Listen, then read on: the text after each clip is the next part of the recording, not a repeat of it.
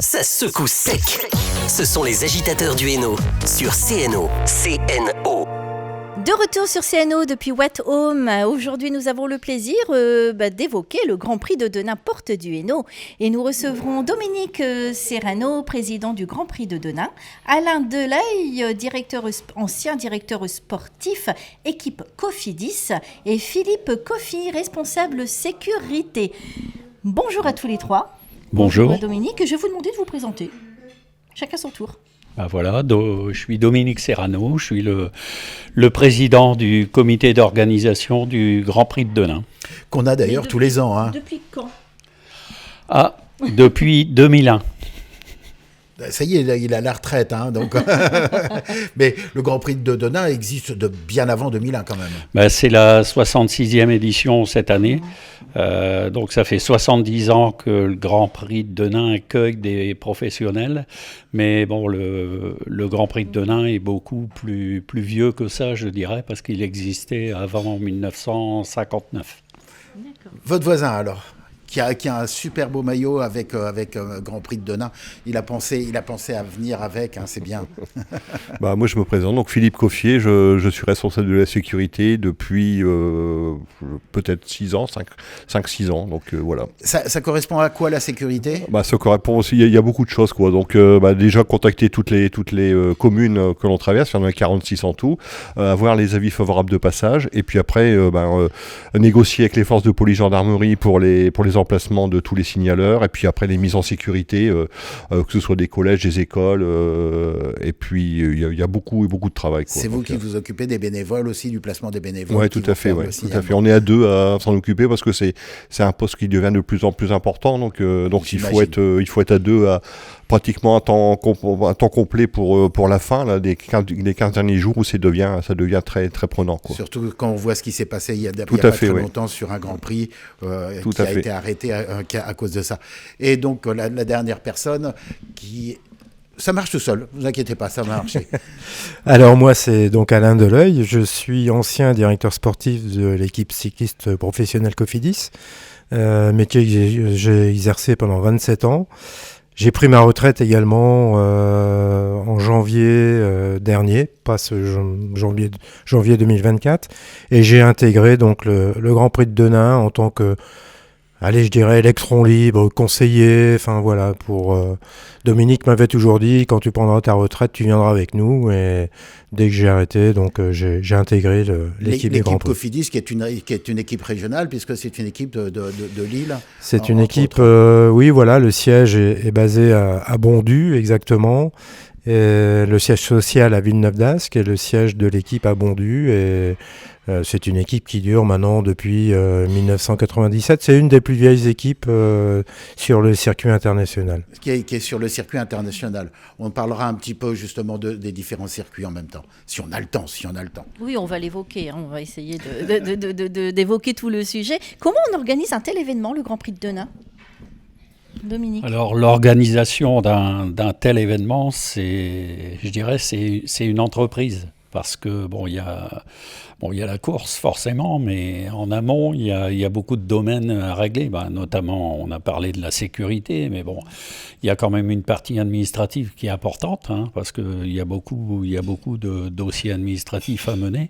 Il y a une partie comptabilité aussi, parce que il faut un budget, il faut gérer tout ça, les factures, il y a le côté sportif, le côté réglementaire à traiter, il y a toute la logistique, il y a le marketing, parce que il faut aller chercher les partenaires, il y a le côté animation, il y a la sécurité, il y a la logistique, je l'ai dit, on a 9 grands domaines dans l'organisation, avec l'informatique et aussi la communication et tout ça. Voilà. Alors, j'en ai parlé des finances. Allez, comme ça, indiscrètement, ça coûte combien un Grand Prix comme ça ? Là, maintenant, on est à plus de 300 000 € de budget, quoi. Ça fait quand même, ça commence à faire beaucoup de bruit. Donc on a une partie de partenaires institutionnels, comme la ville de Denain, bien sûr, la région, le département, l'agglo, quelques petites communes. Et après, c'est un financement de partenaires privés qu'il faut aller chercher, qu'il faut trouver. Alors, on dit beaucoup du Grand Prix de Denain que c'est aussi un avant-goût du Paris-Roubaix. Oui, sportivement, c'est-à-dire qu'il y a de ça 3-4 ans, 4-5 ans, on a mené une réflexion justement. Vous avez remis des secteurs pavés, oui. Pour pouvoir remettre des secteurs pavés. On s'était dit qu'on avait le terrain de jeu juste à côté, donc on a remis des secteurs pavés. Il a fallu avancer un peu la date parce qu'on était après Paris-Roubaix, donc continuer à mettre des secteurs pavés, ça n'avait aucun sens. Donc on a avancé la date. Et puis, la retransmission TV, la course est retransmise en direct depuis 2014. Ça nous a permis de gravir des échelons et on est maintenant arrivé dans la 2e division mondiale, et ce qui se traduit par une participation des équipes qui est... Parlons rapidement des divisions, parce qu'en fin de compte, les grandes courses telles que Paris-Roubaix, le Tour de France, le Tour d'Italie, etc., sont les courses majeures, on va dire. Ouais. Et donc, vous êtes aux portes des courses majeures. C'est les Paris-Roubaix, tout ça, c'est le World Tour, comme on appelle. Et nous, on est en pro-série, au même titre que les 4 jours de Dunkerque. Après la différence, c'est une épreuve par étape. Nous, c'est une épreuve d'une journée, mais dans la même catégorie, on a le Grand Prix de Fourmies, et puis des épreuves comme Paris-Tour, qui sont aussi pro-série comme nous.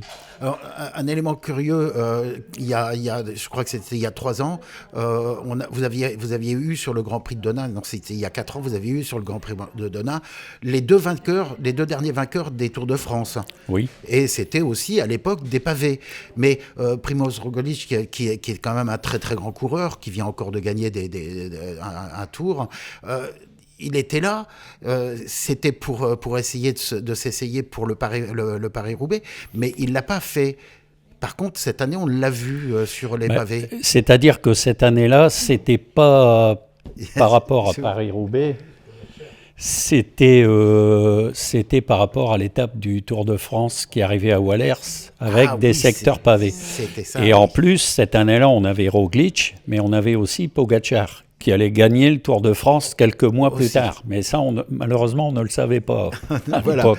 Oui, non, mais j'ai une très très belle photo que j'avais prise avec les Pas Pogačar, Vingegaard, pardon. Vingegaard qui était là. J'avais pris une très belle photo où on les voyait tous les deux, l'un à côté de l'autre. C'est assez marrant, puisque c'est vrai qu'on ne le savait pas à ce moment-là. Des vedettes cette année aussi ? Pour l'instant, les listes commencent à rentrer, mais les équipes sont tenues de nous donner une liste de coureurs 20 jours avant. Donc c'est encore un peu tôt. Ça commence à rentrer, mais je pense qu'ils attendent aussi le Nieuwsblad qui doit se dérouler ce week-end en Belgique. Le Nieuwsblad et Bruxelles-Kuurne, pour nous donner les listes définitives. Voilà. Moi, j'ai une question pour Alain. On peut lui passer le micro ? Vous qui avez été un coureur professionnel, comment on se prépare mentalement et physiquement à une épreuve comme celle-ci ? Déjà, vous savez, c'est un peu comme Paris-Roubaix. Dès l'instant où il y a des pavés, il faut avoir ça dans la tête, parce que tout coureur ne peut pas venir sur une course telle que Denain. C'est sûr qu'il faut être armé physiquement, moralement surtout. Et moi, je disais toujours à mes coureurs, il faut débrancher dans la tête pour pouvoir faire ce type d'épreuve. Parce que tout peut arriver. On n'est jamais à l'abri d'une chute, d'une mauvaise chute. On a vu des chutes. On a vu des chutes. Ouais, tout à fait. Soleil, Ouais, tout à fait. Donc Donc on peut pas mettre n'importe quel coureur. Vous ne verrez jamais. J'allais dire, on verra jamais un vainqueur de Tour de France, mais c'est faux, puisqu'on vient justement de parler de Vingegaard. Mais des David Gaudu, par exemple, pour citer le français, un français, on verra jamais un David Gaudu probablement au départ du Grand Prix de Denain. Sauf s'il a envie de faire un jour Paris-Roubaix, comme Pogačar est venu faire la reconnaissance justement de la tranchée d'Arambert il n'y a pas tellement longtemps, il y a une quinzaine de jours.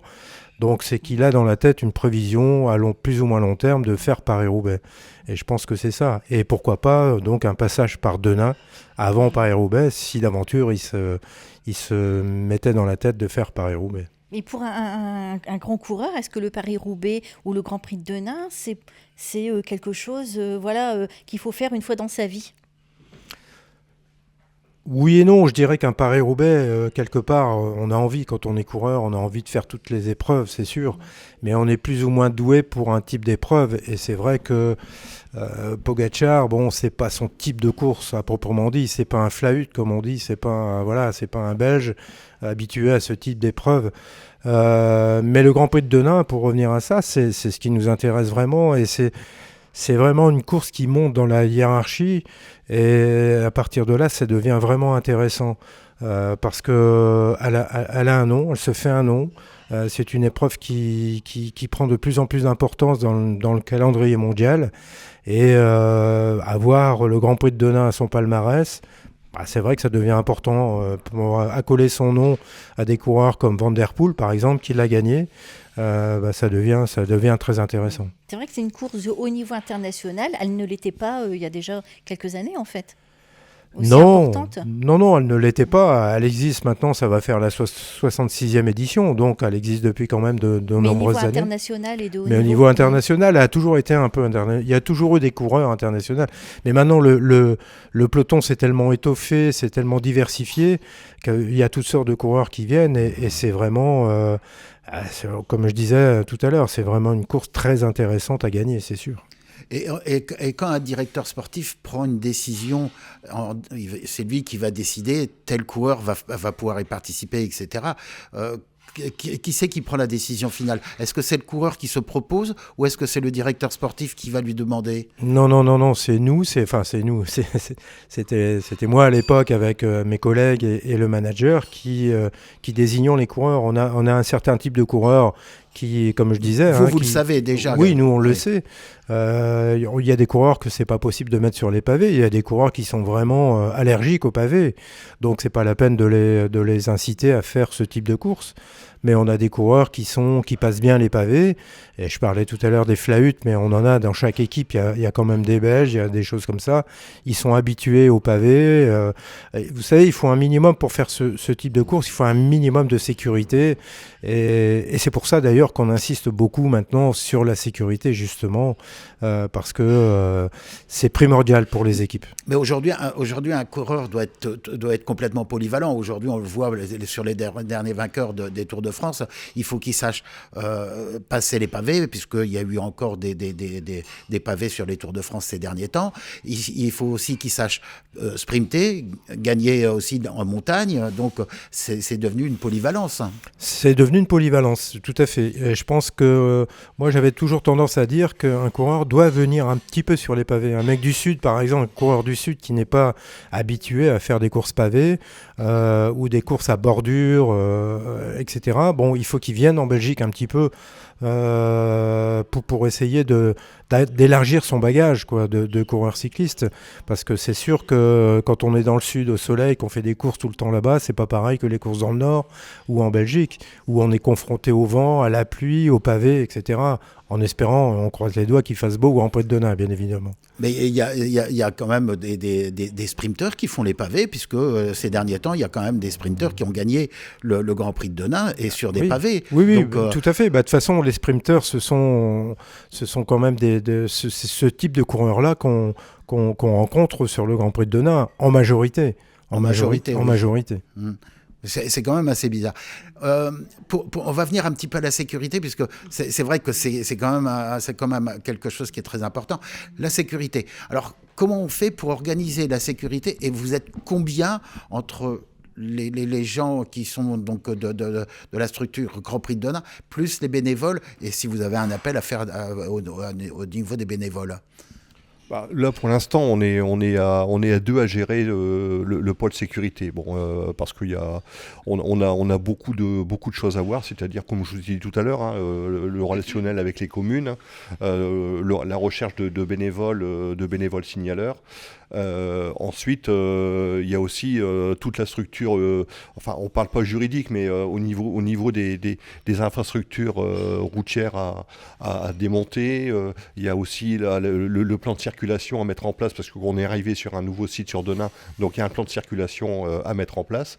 Il y a des zones tampons à mettre en place également pour la sécurité en cas d'une voiture comme on peut rencontrer dans d'autres organisations, des voitures folles qui rentreraient dans. Donc tout ça c'est organisé. C'était l'étoile de Bessèges où ça s'est passé. Tout à fait. Et puis, mais même sur les déviations qu'on peut placer, il faut mettre des plots béton pour éviter que des voitures puissent rentrer dans le. Mais comment c'est possible qu'il y ait une voiture qui, comme à l'étoile de Bessèges, qui arrive comme ça? Il y avait pas de signaleur, il y avait rien.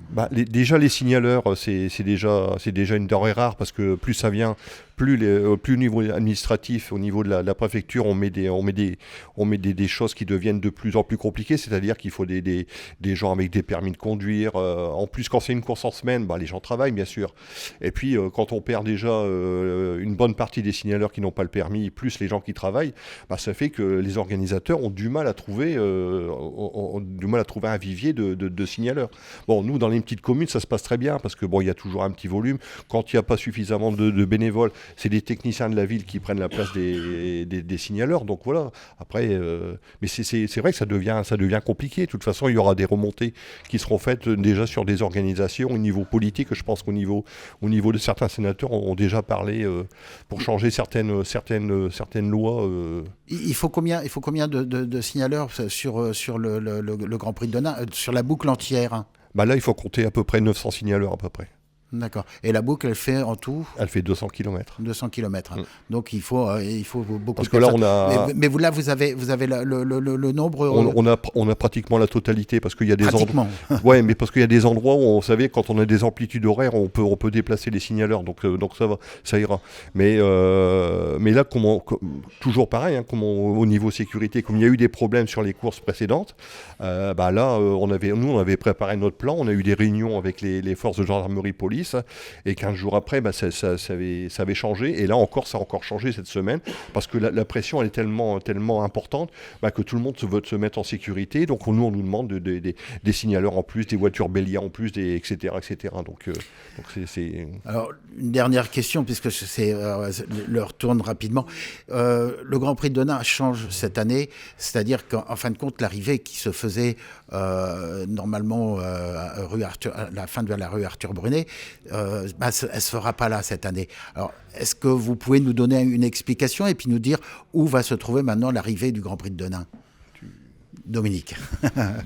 C'est le président. L'explication est simple. Nous, on n'avait aucune raison déjà de changer de lieu d'arrivée où on était depuis 2009. Donc, on avait nos habitudes. Ce qui faisait un très beau sprint. Voilà. À la fin. On avait une longue ligne droite. C'est vrai que depuis quelques années, avec les pavés, le scénario d'arrivée a un peu changé. Ouais. C'est plus un sprint massif. C'est des groupes... ou des groupes un peu moins étoffés et tout ça. Mais nous, on n'avait aucune raison de changer, sauf que, on bénéficiait du parking d'un petit supermarché qui était là, qui fermait le jour de la course. Là, il y a une nouvelle enseigne qui est arrivée, qui déjà n'a pas l'intention de fermer, n'avait pas l'intention de fermer le jour de la course. Et de deux, avec un aménagement, avec un drive et puis des aménagements paysagers, qui ne nous permettait plus de nous installer à cet endroit-là. Voilà. Parce qu'on a quand même un barnum d'arrivée qui est assez important. Qui est très important. Avec la zone technique, le village, les équipes, c'est compliqué. Alors l'arrivée, elle se fera où alors ? Alors, on a travaillé avec la ville. Nous, on s'est rendu sur place pas mal de fois pour trouver un lieu d'arrivée où il faut combiner le côté sportif, réglementaire, mais aussi le côté technique, parce que il nous faut des sources d'alimentation en électricité pour la télé et tout ça. Donc voilà, le compromis qu'on a trouvé, c'est l'arrière de la place du marché sur le boulevard du 8 mai. Voilà, qui a nécessité quelques aménagements, notamment l'aménagement d'un rond-point, le réaménagement d'un rond-point pour qui puisse permettre le passage de la course. Le rond-point qui a un feu vert, là, c'est ça ? Voilà, c'est ça, ouais. Parce qu'à Denain, il y a des gros travaux là en ce moment. Donc c'est vrai qu'on ne se rend pas compte, mais c'est une organisation. C'est très perturbé en ce moment. Il y a beaucoup de travaux. Mais pour le meilleur. Qui après, on va avoir une superbe place de centre-ville. C'est des perturbations qui sont nécessaires malheureusement.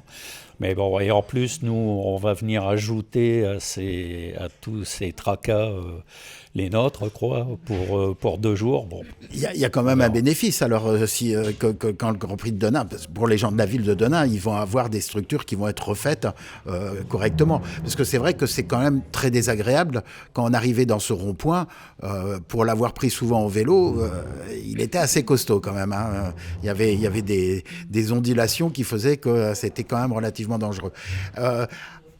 Après, est-ce que vous pensez que dans l'avenir, le Grand Prix de Denain va essayer de s'étoffer, et puisque vous demandez à essayer de faire partie d'une course de World Tour ou pas ? Pour l'instant, on est en Pro Série et on va essayer de le rester parce que faut savoir qu'en 2025, au même titre que les équipes, toutes les licences World Team ou World Tour ou Pro Série vont être remises en jeu, je dirais, pour les 3 prochaines années, donc 2026, 2027, 2028. Donc on va déjà essayer de rester en Pro Série, ce qui pour nous est indispensable, quoi. Et puis après, on verra. Mais bon, le World Tour, c'est autre chose parce que déjà, rien que sur un plan budgétaire, voilà. Le temps va nous manquer encore une fois. On rappelle les dates du Grand Prix de Denain ? Le 20 mars. Le 20 mars, le départ sera donné à 11h20. J'avais juste 2 questions, mais c'est vrai qu'on n'a plus le temps. Il y a une nouveauté là cette année, la rando cyclo, 4 jours avant le Grand Prix de Denain. Oui, tout à fait, oui. Donc avec, si on peut en dire 2 mots. Oui, on va en dire 2 mots. C'est avec, en partenariat avec les cycles Origine, hein, donc une rando cyclo avec 10 secteurs pavés. On va emprunter la grande boucle du Grand Prix. Hein, et donc départ arrivé sur le site de l'usine Origine Cycle. Et il faut arriver avec un vélo de course ou alors avec un vélo particulier ?